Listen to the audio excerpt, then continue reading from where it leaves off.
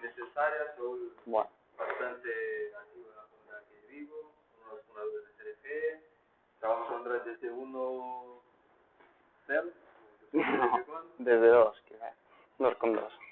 Por ahí. 2008, 2009, entonces con Android y bueno, estoy aprendiendo un poco de Reactive Programming con Reactive Java.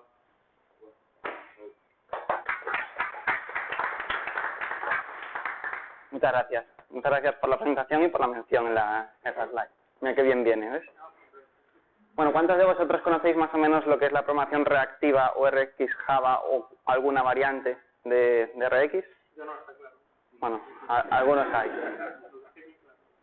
Vale, entonces vosotros quizás estéis acostumbrados a programar de manera imperativa o quizás con un tanto asíncrona. Y para empezar más o menos, imaginamos, tenemos todo el mundo habla más o menos Java, ¿no? Un poquitito, sí, ¿no? Menos Miguel, que ganó el concurso con Python. Pero bueno, esto es una interfaz normalita de Java con 3 métodos, ¿vale? Ah, pues mira. Eso, una interfaz que maneja un usuario, ¿vale? Con 3 métodos de poner nombre, edad y obtener un usuario. Nosotros, ¿cómo podríamos programar? Vale, pues obtenemos la referencia, aquí imprimimos y obtenemos ya lo que es el usuario. Lo cambiamos, hacemos un print otra vez y obtenemos el usuario modificado, ¿no? Ahora, ¿qué pasa si estos dos métodos son asíncronos? Nada, hacemos lo mismo y ¿dónde está el problema aquí? Que aquí quizás la request que se haya hecho o lo que haya pasado de por qué es asíncrono no se haya llevado a cabo y viene el usuario desactualizado, ¿vale? O es un resultado más o menos inconsistente. ¿Qué hacemos? Pues metemos un callback, un runnable. Un runnable es algo que se puede ejecutar. Más o menos si sabemos Java, vemos que esto se puede hacer. Entonces metemos el runnable, esto es la sintaxis de Java 8, ¿vale? Estoy utilizando aquí las lambdas. Cuando se acabó más o menos la operación, se llama el callback y ya está. Problema más o menos solucionado. Pero claro, lo que tiene este método es que quizás a mí me interese conocer cuándo algo ha fallado o no me sirve únicamente con manejar el caso de éxito, ¿no? Tengo que manejar también el error. Me creo una interfaz listener, la cual implemente algo exitoso y algo que falle. Y ya está. Problema solucionado. Ya tengo aquí un código más o menos que soporta una operación asíncrona y listo, ¿vale? ¿Qué pasa si llamo 2 veces a métodos asíncronos? Que tengo que implementar los 2 callbacks, ¿vale? Podría utilizar la sintaxis de Java 8 o Java 6 para arriba y si es Java 6 para arriba va a quedar bastante verboso porque estamos en Java y si es Java 8 pues con las lambdas nos ahorramos código. ¿Cuándo empieza a suponer esto un problema?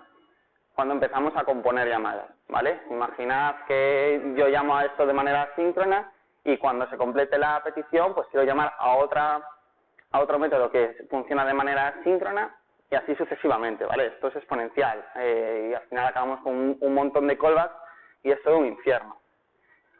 Aún para más, si nosotros utilizamos un framework, como puede ser Android, como puede ser Spring, cualquier otro framework que nos impongan ciertas reglas o modos donde nosotros tengamos que poner nuestro código, pues ya todo empieza a ser más verboso, ¿no? Y tenemos que ajustarnos a las restricciones que el framework nos ponga. Vale, ¿cuántos de vosotros habéis programado o conocéis Android más o menos? Bueno, aún son bastantes, ¿vale? ¿Dónde está el problema aquí? El problema aquí está aquí. ¿Por qué? Uno, esto es una llamada síncrona. Si conocéis un poco Android, si hay un cambio de configuración cuando una llamada es bastante larga, pues puede ser que yo rote el dispositivo, la petición se complete, ahí vuelva y la actividad se haya destruido, entonces este text view se pone a null y esto es un crash, ¿vale? Rompe la aplicación, problemón. Entonces, ¿qué puedo hacer? Pues comprobar que la actividad siga viviendo o no. Y esto todavía va a romper. ¿Por qué? ¿Alguien no sabe? ¿Alguien sabe por qué esto llegaría a romper? Por el thread, exactamente. Aquí estoy llamando a UI. En Android únicamente puedo llamar al framework de Toolkit o de UI desde el hilo principal. Si lo hago desde otro hilo, imaginad que este método es asíncrono, que es una API o algo que es asíncrono, que se va a otro hilo o cualquier cosa, termina ahí y eso rompería. Vale, pues entonces tengo que mandar eso hacia el hilo principal. más verbosidad, ¿vale? Y al final acabo con un chorizo de código importante y lo que estoy es preparando mi código para todo lo que pueda pasar, ¿vale? A toda la sincronía que pueda ocurrir, ya sea por el framework, por el usuario o por diferentes partes, ¿vale? Ya digo, o como me presentaba, yo trabajo en Android, llevo ya bastantes años y desgraciadamente esto es un escenario muy hostil, ¿vale? El desarrollo para móviles es un desarrollo muy hostil porque hay muchos factores que te pueden venir y joder, pero de manera bastante importante. Entonces, nosotros tenemos que tener en cuenta y sincronizar nuestro código que está en un dispositivo con el servidor o con una API REST o lo que sea. Tenemos que estar pendientes de lo que va, de lo que viene y también podemos llegar a persistir información o comunicarnos con una base de datos y todo lo que esto supone. Por lo tanto, nuestro código tiene que estar preparado para ello. Está la interfaz del usuario. El usuario puede hacer lo que le salga del culo y va a utilizar la aplicación exactamente como tú no la has pensado que iba a funcionar, ¿vale? Y entonces esto es una capa de complejidad a mayores. Ahora, el dispositivo en sí ya es un ente, ¿vale? Ya se puede apagar, se puede caer, se puede torcer y te puede hacer que tu aplicación esté no en el estado de maravilla que tú programas en tu casa. Entonces es una variante. Y luego está Android, que también te puede cascar o poner ahí un framework cualquiera que utilicéis que os puede cascar también vuestro código. Tenéis que estar pendiente de todo lo que pueda suceder en caso de Android del dispositivo, de batería, de si te manda una alerta, si te mata la aplicación porque tiene poca memoria, si te llega una foto y tu aplicación funciona fotos y justo tenías X y Z mostrándose en ese momento y hace que todo explote. Sí, ¿verdad? Pues mira qué bien. Entonces, este enfoque es un poco complicado por el hecho de que al final estamos haciendo que nuestras aplicaciones reaccionen a los casos que nosotros vemos que pueden ser peligrosos, ¿no? De manera síncrona y más o menos como el chorizo que mostraba antes. Entonces, si pensamos un poco en esto, nuestro móvil o el dispositivo está reaccionando o tiene que reaccionar, que aquí ponemos la interfaz del usuario, a cuando se persiste un dato en el disco, se guarda un dato mostrando un mensaje de confirmación o lo que sea. La aplicación también tiene que reaccionar a cuando se completa una llamada red o cuando se dispara una llamada red y tengo que mostrar un cargando o lo que sea. ¿Qué pasa si yo conecto mi base de datos o mi modo de persistencia a la API directamente para que cuando se produzca algo, este reaccione pues guardando información? Y creamos un modelo o desarrollamos nuestra aplicación de manera reactiva, es decir, que en función de acciones haya repercusiones que vayan de manera más o menos automática. Entonces, ¿por qué necesitamos la programación reactiva? Primero, esto, aunque sea muy trendy últimamente, no es nada nuevo, ¿vale? Es una programación más o menos orientada a eventos, que es como nosotros desarrollamos nuestras aplicaciones. Aplicaciones que tienen muchos factores asíncronos, ¿vale? Necesitamos aplicaciones reactivas porque nuestras aplicaciones están muy expuestas a errores. Y recalco antes lo del mundo de maravillas donde viven los desarrolladores, donde viven con un wifi de 50 megas o 200 megas de R, si no están con 4G, en Vigo que va bastante más o menos bien, al menos en mi caso, y con la batería y con la de Dios. Pero un ejercicio que yo mando a hacer a mucha gente cuando está desarrollando Android es: tú vete a los ajustes de tu móvil y cambia la preferencia de 4G a 2G y prueba tu aplicación. Y normalmente tú enchufas el móvil aquí, ves los logs y ves como todo empieza a explotar y ves trazas de excepciones a punta Dios, ¿vale? Entonces necesitamos algo que nos ayude a programar los errores de manera más o menos inteligente, limpia y sin que duela, ¿vale? Como es el manejo de excepciones, porque el que inventó las excepciones también es para darle otro premio. Me quejo mucho, sí. Vale, aquí es donde entra un poco todo el rollo de la Reactive Extension, ¿vale? Como dice ahí, la Reactive Extension es una API para programación asíncrono con flujos observables de datos, ¿vale?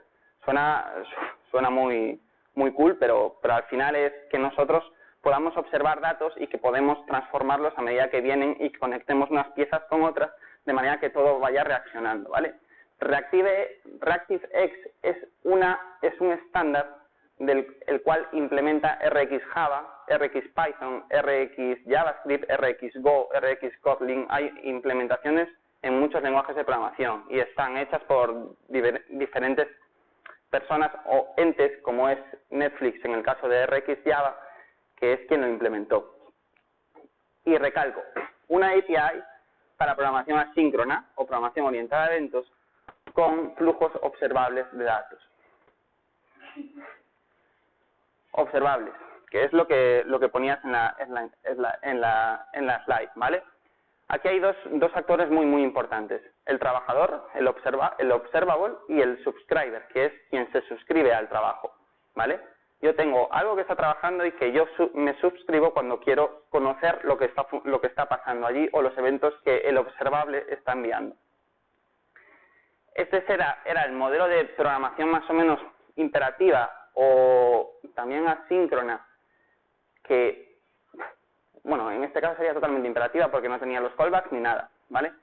Pero la idea es que en vez de devolver un usuario, este devuelva un observable user al cual yo me suscribo para obtener los cambios que sean producidos en un usuario o que me vaya enviando los usuarios a medida que se modifican. Y lo mismo para los otros datos, ¿vale? Devuelve una fuente de datos a la cual yo me suscribo. Vale, como este era el ejemplo de cómo nos movíamos en este modelo, ¿vale? Bueno, cuando esto no estaba todo conectado. Y este sería el ejemplo utilizando RX Java, que es de manera más o menos declarativa, defino cómo se va comportando la aplicación o cómo va reaccionando. Empezando más o menos por aquí, porque esto también es un chorizo importante y los puede haber. Si hay código spaghetti normal, también existe el código spaghetti de manera reactiva, ¿vale? Porque RX Java se puede utilizar muy feo y muy puerco. Y a veces digo, sí, yo programo de manera reactiva. Me abro aquí y me programo aquí mi método de 800 líneas. Pero no, ¿vale? La idea es que sea muy fácil de leer y que se perciba más o menos rápido. Entonces, ¿esto básicamente qué está haciendo?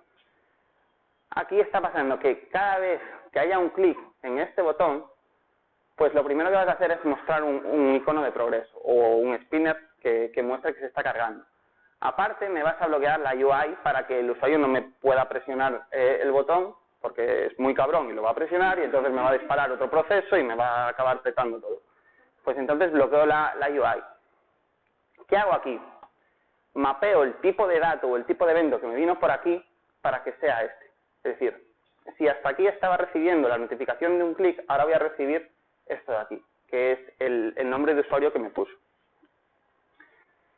Y lo que decía antes de la programación asíncrona también, si habéis trabajado en Android es un dolor de huevos el manejo de hilos, ¿vale? O al menos lo ha sido desde un principio, siempre que tenías que montar tus handlers y tus historias para cambiar las cosas entre hilos. ¿No estás de acuerdo?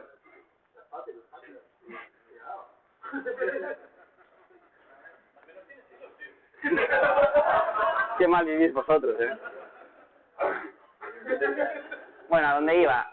Por defecto, cuando yo funciono con una vista de Android, funciona en el UI thread, ¿vale? Lo que hablaba antes de que siempre hay que moverse en ese hilo cuando se modifique la UI. Hay un operador que me permite cambiar de thread. Ya está, no tengo que tocar nada más. Yo aquí le digo qué thread quiero, pues voy a utilizar un thread worker de I/O para trabajar. Y aquí es donde hago las llamadas a las APIs, ¿vale? Pues le digo, pues ahora me pones el setName con esto de aquí y a la base de datos también me lo haces. Me guardas el dato. Y aquí me vuelvo al UI thread. Aquí actualizo otra vez la vista porque ya he terminado. Y aquí viene la parte importante, la suscripción, que es lo que hablaba antes del scheduler. Del subscriber. Esta parte de aquí. Me voy media hora para atrás porque me he metido en un montón de pasos. Vale. Cuando yo utilizo o cuando me suscribo a un observable, tengo que cumplir 3 métodos, ¿vale? Y uno es, o hay 3 canales por donde el observable emite datos.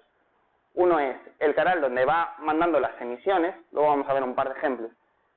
Es decir, si yo estoy emitiendo una lista de elementos, por aquí me vendría cada elemento.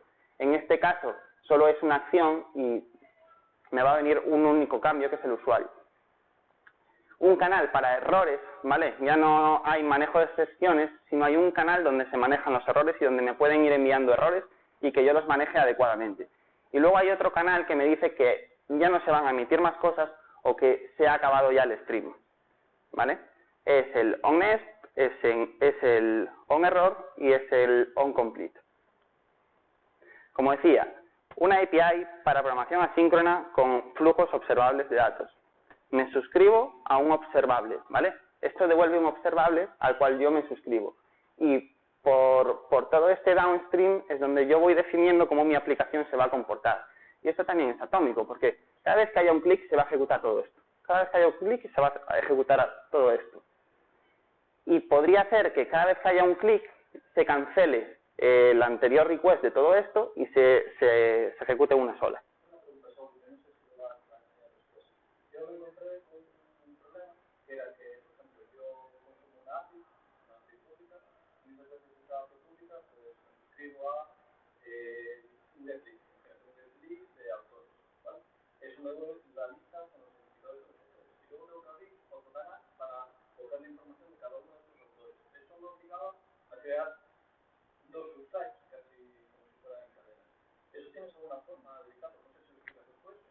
Sí, luego tú puedes en una cadena combinar varios observables o varias fuentes de datos.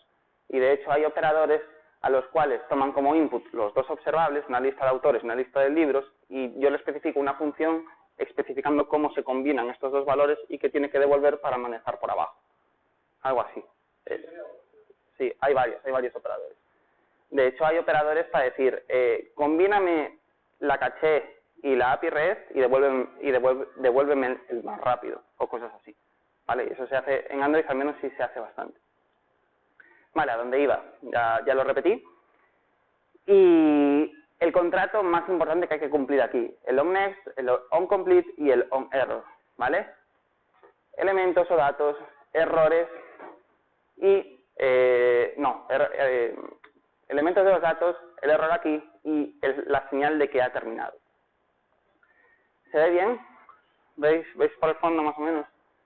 Vale. Este es un ejemplo de una aplicación demo que tenía yo, ¿vale? Donde se crea un observable y lo que va a emitir es, en función de una llamada síncrona, el objeto que reciba. Y después va a llamar, como es solo un elemento, a onComplete, ¿vale? Y de manera que ya no va a emitir más cosas.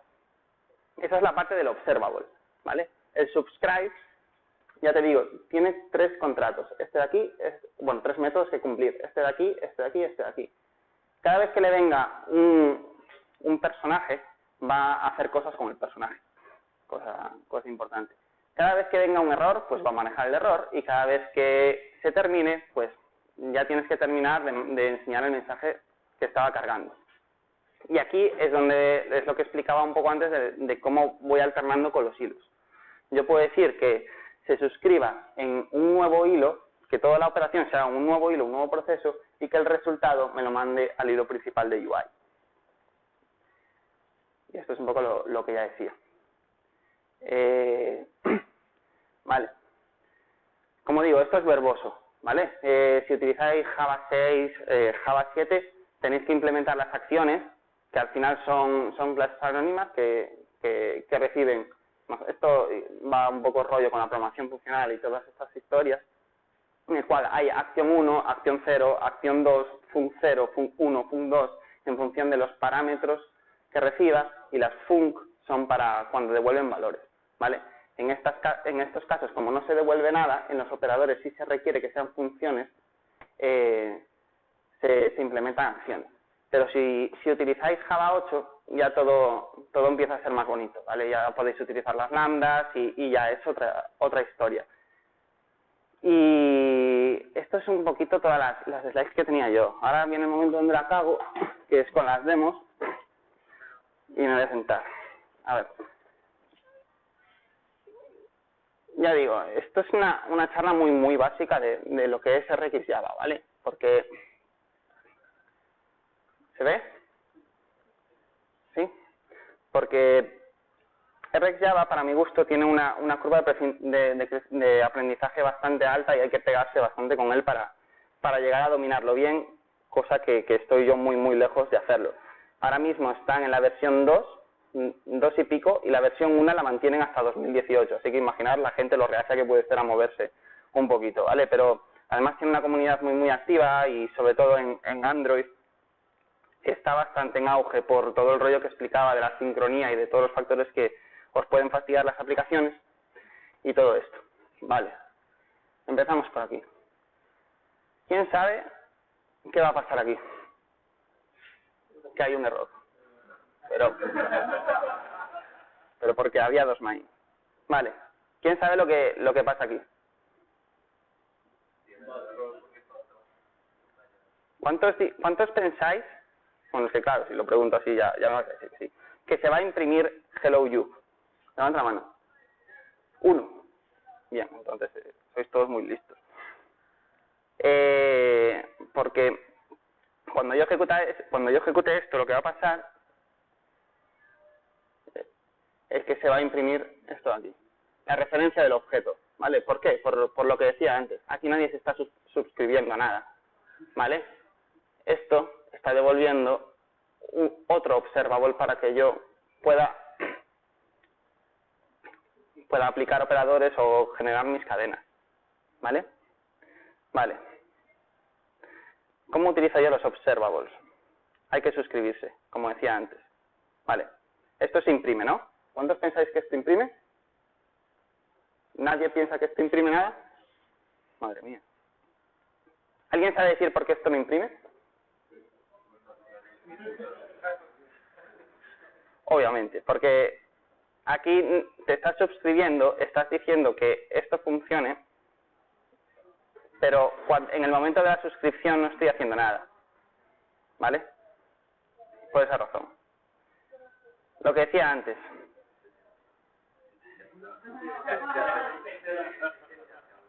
¿Este imprime o no imprime? Este sí, ¿no?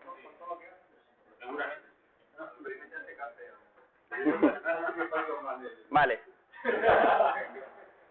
Este sí imprime, efectivamente, y al final imprime un DOM porque ya ha terminado. Como decía, el complete, el error y el canal de emisiones. Esto se va complicando, ¿eh? A ver. Más. Este imprime también, obviamente, y es lo que decía antes, ¿vale? Si nosotros utilizamos la sintaxis de Java 8, esto es mucho más sencillo. Yo si aquí imprimo un valor, el observable lo puedo implementar así, o sabéis que si ya tomo como argumento el primer valor, puedo utilizar la referencia de métodos, ¿vale? Esto efectivamente imprime lo mismo que antes. Imprime un error en rojo si va por el error, un DOM y el onNext aquí. Vale, más. ¿Qué va a hacer esto de aquí? ¿Cuántos creéis que va a imprimir toda la lista de elementos? Ninguno. ¿Cuántos creéis que va a imprimir cada elemento? Bien. ¿Cuántos no creéis nada? Porque hay algunos que no levantan la mano. Y el DOM al final, efectivamente. Si yo hiciera un just, lo que va a hacer es una emisión de este objeto y va a imprimir todo un elemento como un todo, una sola emisión. ¿Vale? El just es para crear un observable que solo emite un valor y el from es para un iterable, ¿vale? Como puede ser una lista. ¿Vale? Esto sí va a imprimir todos los elementos. ¿Bien?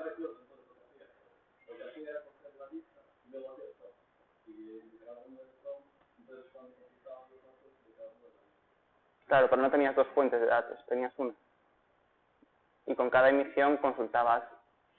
Porque yo podría decir ahora, por cada emisión...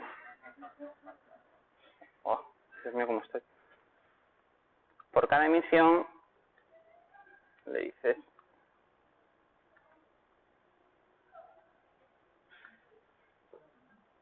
Tú por cada emisión puedes hacer cosas, ¿vale? Eso es un caso. Entonces aquí podrías hacer una llamada REST y cambiar. No lo sé yo.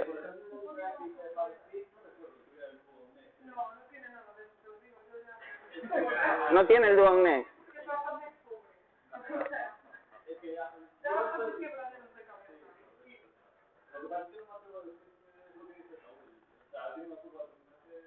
Sí. Exactamente. Lo que pasa es cuando los golpes van a producción es cuando aprendes mucho y muy rápido. Los operadores utility de do-on suelen estar presentes, me parece extraño, pero bueno, quizás no estén, no lo sé. Vale, más cosas. Imaginad eso, ¿vale? ¿Cómo se crea un observable? Se crea teniendo un emisor, el cual emite los datos. Por ejemplo, imaginad que esto es una API que hace una request, hace aquí un sleep muy precioso, y después envía un dato. En caso haya un error, manda un onError, y cuando se complete se llama el onComplete. Es muy importante cumplir el contrato, si no es cuando las cosas feas empiezan a ocurrir, ¿vale? Y esto es una política de backpressure que se especifica para, por ejemplo, cuando se emiten más rápido los valores de los que el consumidor los pueda consumir. Entonces, tú tienes que especificar si se van a hacer buffer y cuando se pueda se van a recuperar esos datos, si se van a perder, porque tú puedes poner aquí drop, y hay otra más que no me acuerdo cuál era. Esto es importante también tenerlo en cuenta. Pero es esto, ¿vale? Esta API devuelve un observable, como decía antes. Este es el emisor y define lo que va a emitir. Este podría ser también un return observable.just, que es una fuente de observable. Exactamente. Lo que pasa es que esto es un poco más complejo, donde se especifica aquí la lógica síncrona para convertirla en asíncrona, ¿vale? Esto es síncrono y esto es asíncrono. O el consumidor lo va a consumir de manera asíncrona, que es esta de aquí.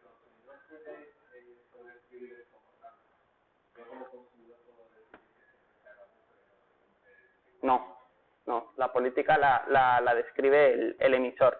Luego hay otros elementos que no son los observables, que son los subjects, que ya es más complejo porque pueden emitir y recibir a la vez, ¿vale? Pueden hacer las dos cosas. Y ahí sí puedes cambiar un poco la política, que, ya te digo, esto es un dolor de huevos importante, ¿vale? Pero una vez se le coge el tranquillo, te pones a programar más o menos como la forma que enseñaba antes y se quitan bastante las ganas, ¿vale?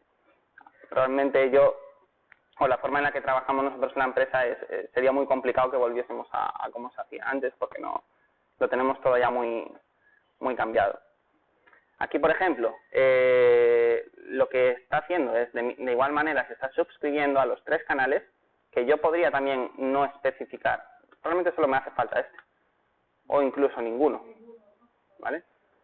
Podría especificar únicamente este, porque nunca va a fallar y no tengo por qué manejar el onError. Y luego en el reporter ves que una excepción muy bonita que dice onError no te implementes, y ahí te cagas en todo. Vale, esto es lo que decía antes, ¿vale? El emisor hace esto de aquí, se ejecuta el código síncrono y se printea el resultado. Operadores hay un montón de ellos, ¿vale? Y se pueden hacer las 1000 historias con esto. Por ejemplo,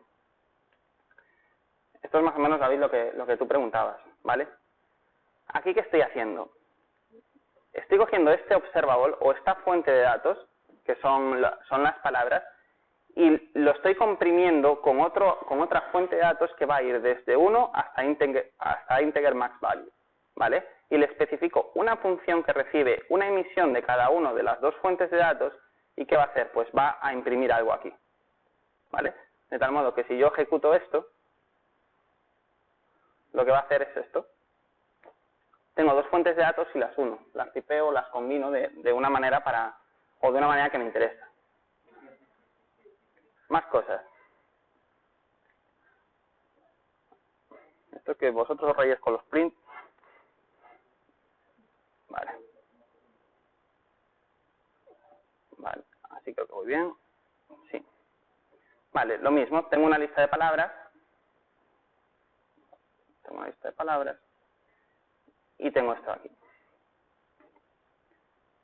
¿Alguien sabe decir qué hace este código o qué va a printear? La lista sin separar con un único número en una sesión. Porque primero hace un plasma de todo. Separa todas las letras. Esto está separando todas las letras porque está haciendo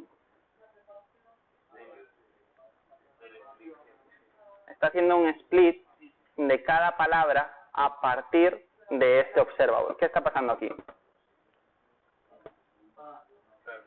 El flat map, existen dos operadores, ¿vale? Que suelen llevar bastante confusión, el map y el flat map. El map es para cambiar una emisión por otra, ¿vale? Me viene un string, quiero devolver un entero o quiero modificar el string que me viene y devolverlo modificado. El flat map es para cambiar el observable en sí, ¿vale? Si yo me estoy suscribiendo a este observable de Word, le estoy diciendo, pues por cada emisión que me venga de esta palabra, te vas a suscribir a lo que es esta palabra partida por letra, ¿vale? Entonces me va a hacer una emisión de todas las letras de todas las palabras. ¿Y luego qué estoy haciendo? Pues luego lo estoy uniendo con algo que me genera enteros para poner los números y las letras, ¿vale? Lo mismo. Más cosas. ¿Qué hago aquí? Con este operador estoy evitando las letras que se repitan, ¿vale? Ya él solo está implementando la lógica, esto me lo da el framework de RxJava, para que ciertas letras no se repitan. Entonces aquí no deberíais de ver ninguna letra repetida. ¿Perdón? El Instinct lo que hace es... No, tienes que especificar, porque puede ser que te interese que se repitan los valores. Vale. Con otro operador, como es el sorted, ya me está cogiendo y me está ordenando las palabras. Él ya implementa para ciertos tipos de datos la lógica, gracias a la función comparable que suele estar implementada en ciertos tipos de datos. De hecho, si tú en los datos que estés emitiendo aquí implementas a esa interfaz, ya puedes especificar cómo se van a ordenar los datos. Y esto lo que haría es ordenar las letras alfabéticamente.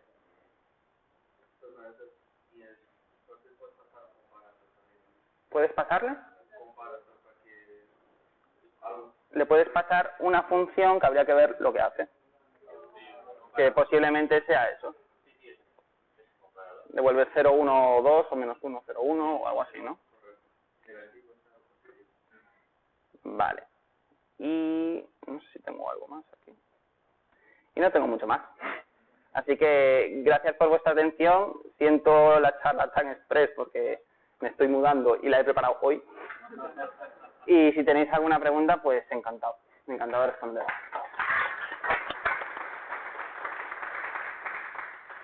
¿Alguna pregunta? Yo una, pero más que nada no he tocado nunca RxJava, ¿en qué se diferencia RxJava, devolviendo observables y demás, de si, por ejemplo, devuelves un listener o un callback? ¿Que te obliga a un error o complete y demás, o hay algo más? Que tú toda la lógica reactiva la estás definiendo en una cadena, ¿vale? Esa es la gran diferencia. Al final es un evento que se produce y tú te suscribes. Claro, se veía, pero tú en una línea puedes decir, vale, pues te suscribes a esto y me muestras el chisme cargando mientras me lo grabas a disco, y además son llamadas atómicas, que tú puedes, lo que decía antes, puedes deshacer la última llamada cuando venga la nueva y se ejecute todo el chorizo siempre que se emita el valor. Yo creo que esa es la gran diferencia. En este último caso del sol, hemos hecho hasta la parte que entendía, esta parte de los observables y todo esto, también te permitía esta parte de ser asíncrono, de tu ejercicio de suscripción a ese observable y él va ejecutándose pues cuando llegue. Pero en este caso, por ejemplo, en el sorte, digamos que perdemos esa parte de asíncrono, ¿no? Es decir, esperar a tener todo, sí, claro. toda la fuente de datos completa. Exactamente. Ahí es donde entraba también el rollo del backpressure.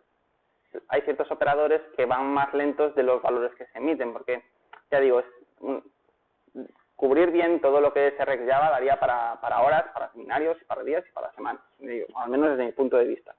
Y hay dos tipos grandes de observables, los observables calientes y los observables fríos. Todos estos son observables fríos. ¿Cuál es la diferencia? La diferencia es, nosotros, por ejemplo, la radio.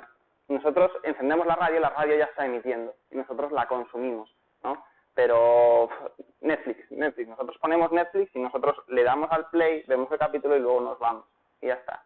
Entonces, dependiendo de cómo esos observables estén emitiendo los valores y con qué política, es cuando puedes tener problemas o no.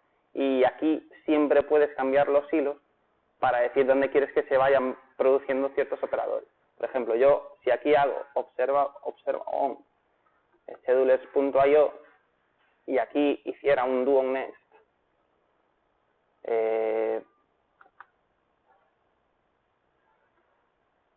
currentthread.getName, ya me cambiaría el nombre de lo mismo que si yo hiciera esto aquí.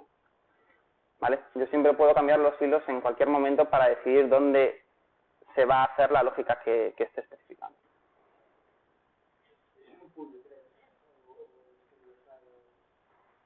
Son schedulers, son políticas que ya te da el lenguaje. Aquí hará la NASA. Ponte tú a buscarlo, cómo lo implementa. Pero hay unas librerías para Android, que es RX Android, que ya te da el scheduler de main thread, el scheduler de new thread y ese tipo de cosas. Tú puedes programarte tu propio scheduler también, pero yo nunca entré ahí. Y supongo que será de esa manera. Tú declaras cómo quieres que se manejen los hilos, o le das un pool, un executor, o sabe yo. Sí, yo te he declarado una vez alguno y básicamente le quieres que se ejecute, cuántos hilos separados de los que están funcionando, qué política quieres para los que están en cola. Tú eres un poco como... Sí. Y operadores hay millones. Hay operadores para un montón de cosas. Una pregunta, pero el inicio de RxJava me da la impresión en Android que es porque Android no soporta Java 8 y porque no tiene todo esto. En el momento que tenga Java 8 Android, ¿qué parte va a quedar de Java 8 y qué parte va a ser de RxJava? Yo creo que es diferente.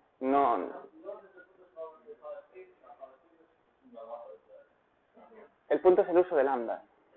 Ese es el punto. Pero Java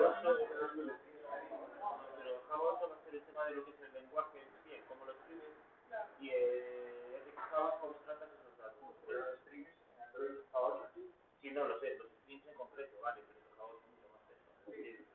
Sí, los strings te van a quitar mucho trabajo a RxJava, seguro. RxJava en Android, el éxito que tiene creo que es por toda la sincronía que hay en la plataforma en sí, porque tú puedes utilizar RxJava sin Java 8 perfectamente, escribiendo todos estos chorizos de Action 0, Action 1, y con RetroLambda o con cualquier cosa fea así puedes meter las lambdas.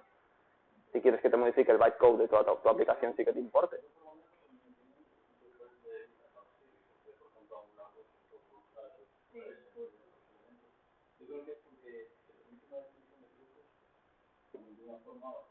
Declarativa.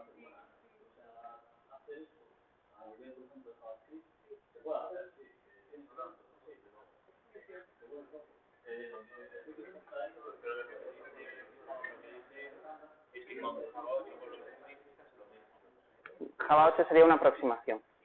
De hecho, desconozco si los strings de Java 8 implementan a ReactiveX o no, porque en sí es la especificación. Los strings es el manejo de los flows de estos, es lo mismo.